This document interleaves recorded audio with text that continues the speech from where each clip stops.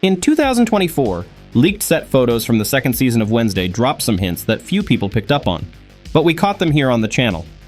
They suggested that the new season might dive into slasher territory. Less than a year later, it was officially confirmed. Jenna Ortega, during a press tour for Death of a Unicorn, revealed that Season 2 will feature an entire episode paying tribute to classic 80s slasher films. So today, we're breaking down 10 essential slasher movies you need to watch before the new season of Wednesday drops.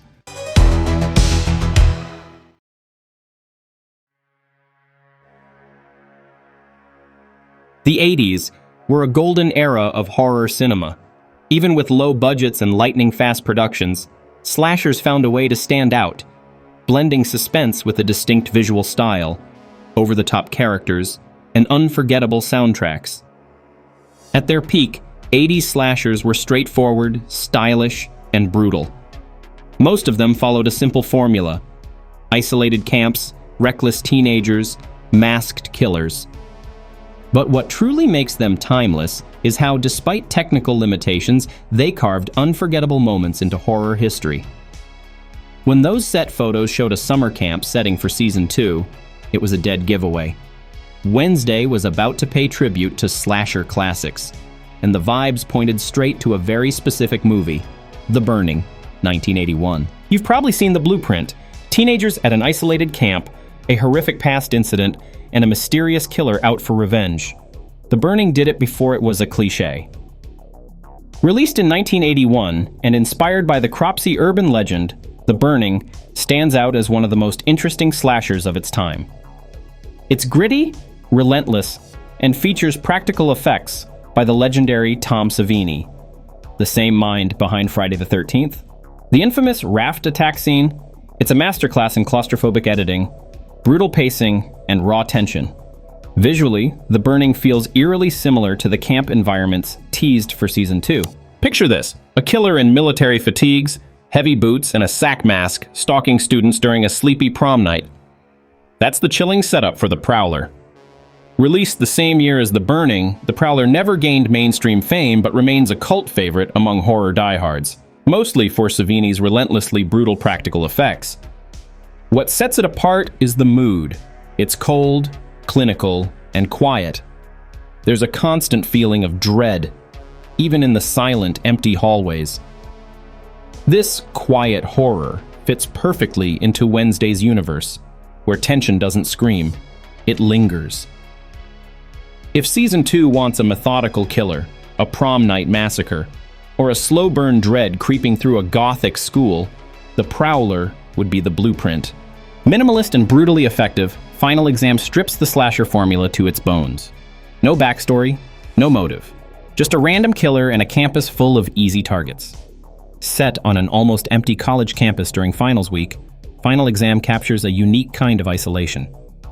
There's no bombastic soundtrack, no cartoonish gore, just an unsettling sense of chaos slipping into the ordinary. Given Wednesday's love for exploring senseless evil and creeping dread, Final Exam could heavily inspire Season 2, especially if the slasher episode plays out both at Nevermore Academy and at the camp. On the complete opposite end of the spectrum, Don't Go in the Woods, a wild, low-budget mess that somehow becomes unforgettable because of its sheer absurdity. Released in 1981, this film follows hikers being picked off in the woods by a feral killer. It's rough, it's chaotic, and it feels like a fever dream captured on a shaky VHS tape. If Wednesday wants to lean into a raw, lo-fi, found footage style aesthetic for a scene or two, Don't Go in the Woods would be a perfect, unpolished reference. If you think 80s slashers were already extreme, wait until you meet The Mutilator. Released in 1984, this beachside bloodbath is the epitome of trash horror, filled with over-the-top deaths, synth-heavy music, and acting that's so bad, it's brilliant. If Season 2 decides to dip into self-aware, almost cartoonish horror without losing the darkness, The Mutilator would be a deliciously chaotic nod. When you think slasher, you think summer camp, and Madman captures that in its purest form. Based on the legend of Madman Mars, this film leans heavily into the urban legend angle. It's visually darker than most 80s slashers, focusing on eerie woods and shadowy silhouettes. If Wednesday is aiming for that feeling of being hunted in endless darkness, Madman is essential viewing. If you thought you'd seen every slasher twist, think again. Girls' Night Out is set during a campus-wide scavenger hunt where the killer dons a ridiculous school mascot costume, a giant teddy bear, complete with serrated claws. Yes, it's insane. But the unsettling contrast between the cartoonish costume and the real violence makes it unforgettable. Released in 1986, Slaughter High tells the story of a bullied student who exacts revenge at a creepy abandoned school reunion. The killer wears a jester mask and crafts elaborate sadistic traps. Think early Death Game energy, but soaked in 80s synth and neon.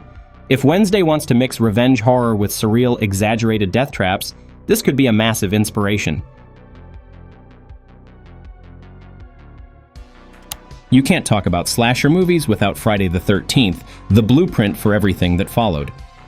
The original 1980 film gave us the isolated camp, the reckless teenagers, the ominous POV shots, and the unforgettable twist ending.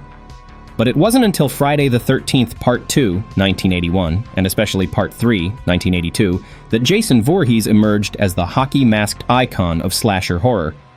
Over the decades, Jason evolved from vengeful son to unstoppable myth, carving a blood-soaked path from Crystal Lake to Manhattan to outer space, and even facing off against Freddy Krueger. For Wednesday, the summer camp setting immediately evokes Friday the 13th vibes. It's a full-circle moment, especially considering the classic Addams Family Values summer camp storyline, only this time expect it to be dead serious, steeped in classic horror atmosphere. And to close out the list, there's Scream. The film that didn't just revive the slasher genre in 1996, it redefined it. Directed by Wes Craven, Scream was razor-sharp, self-aware, and genuinely terrifying. It played with audience expectations, turning every horror trope inside out, while still delivering heart-pounding scares.